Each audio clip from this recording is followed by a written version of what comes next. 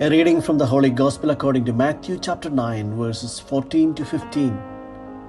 Passage taken from the Message version of the Bible. A little later, John's followers approached Jesus asking, "Why is it that we and the Pharisees rigorously discipline body and spirit by fasting, but your followers don't?" Jesus told them, "When you are celebrating a wedding, you don't skimp on cake and wine. You feast. Later you may need to pull in your belt, but not now. No one throws cold water on a friendly bonfire. This is kingdom come."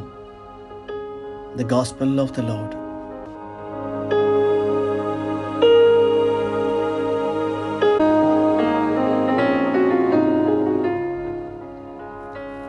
Reflections on the Gospel according to Matthew chapter 9 verses 14 and 15.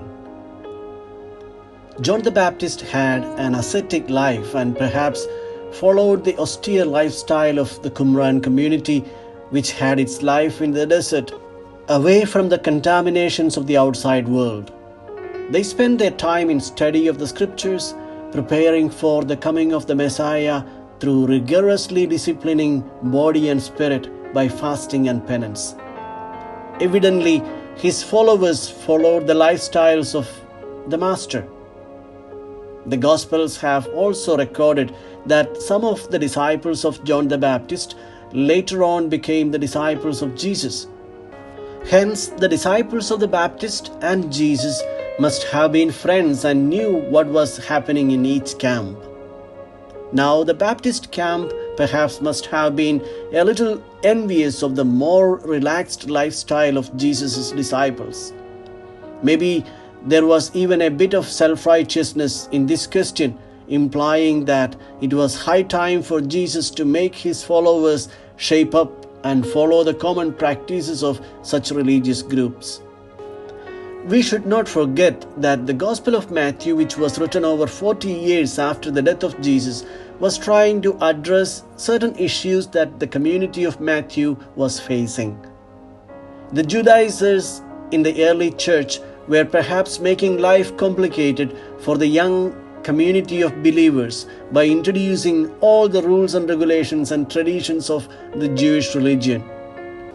Matthew, through the Gospel, wants to make it clear for his community that fasting or any other traditional religious practices have their value, but not at the expense of the faith in Jesus and in his teachings.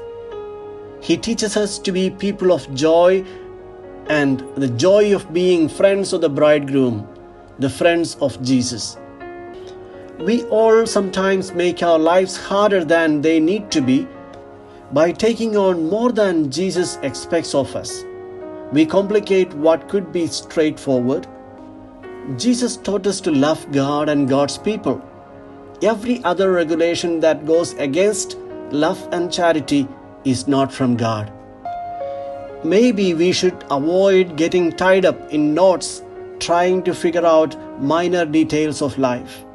Otherwise, we could end up missing out on the fullness of joy and peace that comes from God. This is the year of Saint Joseph. Remember the statue of sleeping Joseph?